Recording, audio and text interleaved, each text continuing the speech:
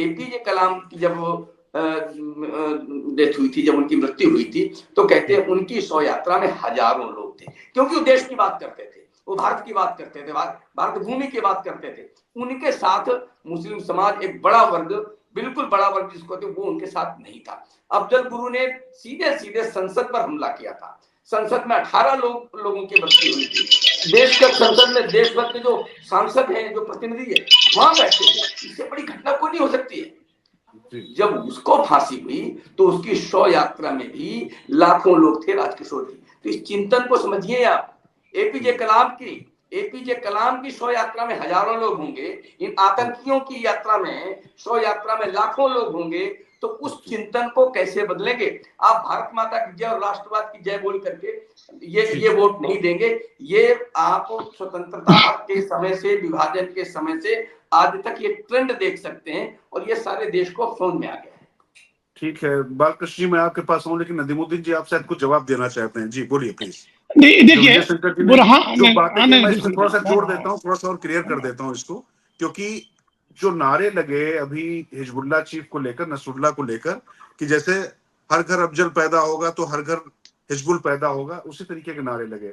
तो मतलब ये क्या पैन वर्ल्ड एक ही तरीके की, जो जिस थिंकिंग की बात कर रहे हैं, जिस थिंकिंग की तरफ इशारा कर रहे हैं, जिस सोच की तरफ इशारा कर रहे हैं, क्या है ये मैं थोड़ा समझना चाहता हूँ।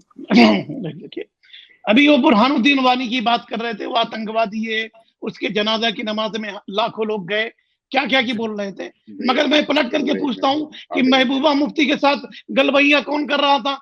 महबूबा मुफ्ती ने अफजल गुरु को हीरो कहा, महबूबा मुफ्ती ने बुरहानुद्दीन वानी को हीरो कहा। फिर भाजपा जब सरकार गलबैया करके, इसको मोहब्बत करके जब सरकार बना रही थी, तो ये तिवारी जी क्या कर रहे थे? एक बात। दूसरी बात, मुस्लिम लीग हिंदू महासभा के साथ मिलकर के जब सरकार बनाई थी, उस वक्त भी बात कही है, बात अधूरी मत कहिए। इतिहास का मैं भी जानकार हूं।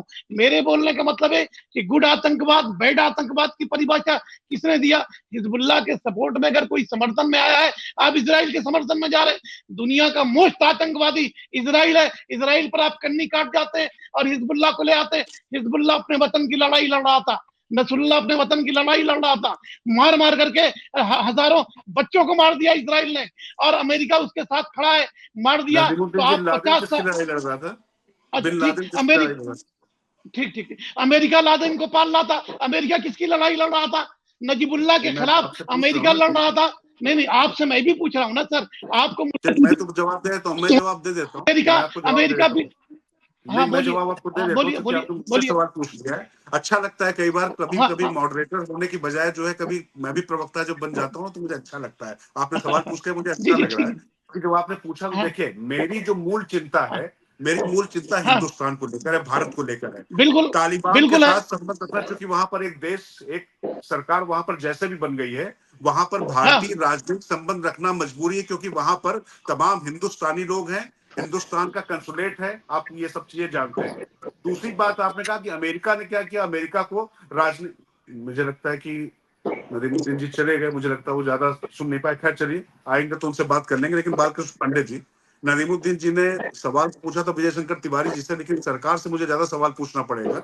और ये सवाल मैं आपसे पूछना चाहता हूँ कि भैया, जब महबूबा मुफ्ती के साथ जा रहे थे तो क्यों नहीं रोक लिया? तिवारी जी ने नहीं रोक लिया तो अब पांडे जी रोक लेते, आप ही रोक लेते, मतलब भारतीय जनता पार्टी रोक लेते। तो अभी तो सब दिक्कतें जो हो रही हैं, तो ये सवाल तो खड़ा हो ही रहा है ना। देखिए, चूंकि आप चले गए थे तो मैं नहीं, एक कमेंट, लास्ट कमेंट। देखिए, बिल्लादीन को मुसलमानों ने आतंकवादी कहा। बिल्लादीन को जो आतंकवादी ने कहे वो आतंकवादी है। तालिबान भी आतंकवादी है। क्या तालिबान से भारत सरकार बात नहीं कर रही है? मैं कहता हूं कि इससे पहले खुद बता दिया, तो मैंने आपसे खुद बता दिया कि एक देश में उसको अगर दर्जा मिला हुआ है, हिजबुल्लाह अभी वहां पर सरकार नहीं चला रहा था, नहीं चला रहा, एक संगठन है, अगर वो वहां का होता तो अलग बात है। मैं फिर कह रहा हूँ, आप इजराइल है उसकी जो बातें कर रहे हैं, आपके जो राजनयिक संबंध कैसे भारत को रखने, उस पर दबाव जो बनाने वाली बात है।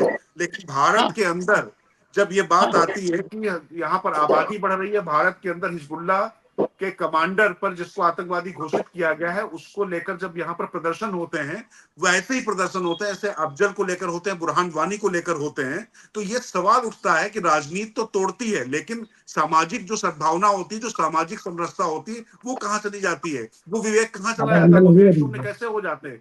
अच्छा, देखिए, भारत का मुसलमान शांति के साथ इस देश में रहा, कंधे से कंधे मिला करके मेजॉरिटी के साथ रहा। कहां भारत का मुसलमान किसी आतंकवादी गतिविधि में, बोलिए, प्रधानमंत्री ने खुद कहा कि भारत के देश के मुसलमानों की वफादारी को शक के दायरे में नहीं लाया जा सकता। तो मैं कहता हूं कि कहीं प्रोटेस्ट हो गए तो भारत के खिलाफ प्रोटेस्ट है क्या? अगर नसरुल्लाह पर प्रोटेस्ट हो रहा है तो क्या भारत के खिलाफ प्रोटेस्ट है क्या? प्रोटेस्ट से क्या लेना, क्या करना है आपको? क्या करना भाई? नसरुल्लाह पर प्रोटेस्ट हुआ, बात खत्म हो गई। हिजबुल्लाह वर्सेस इजराइल हो रहा है, इजराइल की भी मजम्मत करिए, हिजबुल्लाह की भी मजम्मत करिए, तो बात सही है। इजराइल को आप क्लीन चिट देके अगर हिजबुल्लाह की निंदा कर रहे हैं तो फिर कटघरे में आपको भी खड़ा होना पड़ेगा। मतलब आपको से आशय है कि भारत सरकार के पक्ष को कटघरे में खड़ा होना पड़ेगा कि इजराइल को अगर वो आतंकवादी देश आप मान रहे हैं और भारत अगर इजराइल के साथ दोस्ताना संबंध रखता है तो भारत सरकार भी आतंकवादियों के साथ खड़ी है, आप ये कहना चाह रहे हैं? नहीं, मैं वो कहना नहीं चाह रहा हूं। मैं ये कहना चाह रहा हूं कि अमेरिका और इजराइल दुनिया में आतंकवादी के जननी है। मैं कह रहा हूं आतंकवादियों को पालने वाला अमेरिका है, आज भी कह रहा हूं, कल भी कह चुका हूं। आप बिन लादेन को पाला अमेरिका ने, दुनिया के आतंकवादियों को पाला अमेरिका ने।